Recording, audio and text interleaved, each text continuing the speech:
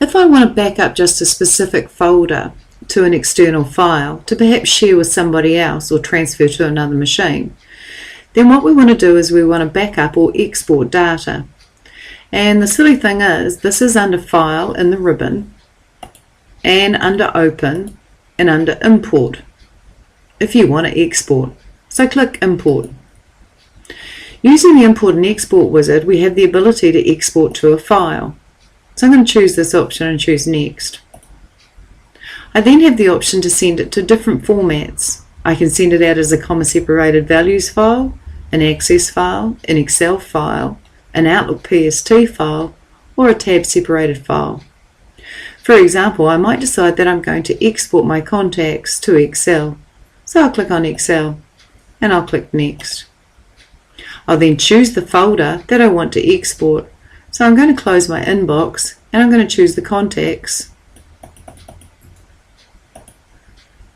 And the contacts I'd like to choose might be American Muscle Car Club. So I'll choose this folder and Next. I then choose a location and a file name to that I want to export to. So I'll browse and I'll choose to export it to my desktop. And I'll give it the file name AMCC. And this will be an Excel file called AMCC on my desktop. So I'll click OK.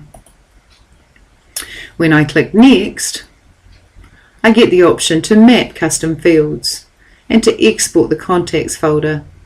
I'll just click Finish. This is exporting all my contacts from my folder, Contacts AMCC, to an Excel file on my desktop. If I look at my desktop, I should be able to find that file, and here it is here, for example. If I double click that file, it's an Excel file with all the people in it. If I close this file, I've backed up this file. What I might like to do now is to import the data. Perhaps I've received it from somebody else, and I might go to this mailbox to show you this.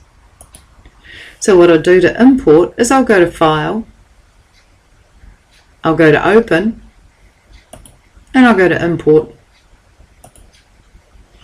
I then want to import from another program or file, so I'm going to accept this option by clicking Next.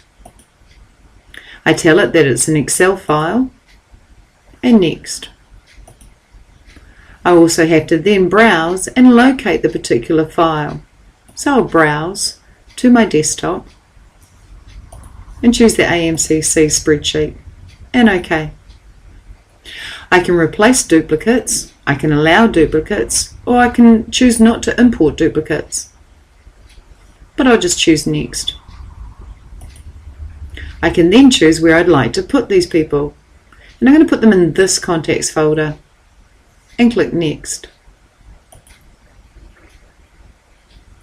I'm then going to click Finish, and it will import the contacts from the spreadsheet into the particular contacts folder I want it to import to. If I then go and check that contacts folder, I can see all of those people have been imported from the Excel file that I originally exported from this folder and imported into this folder.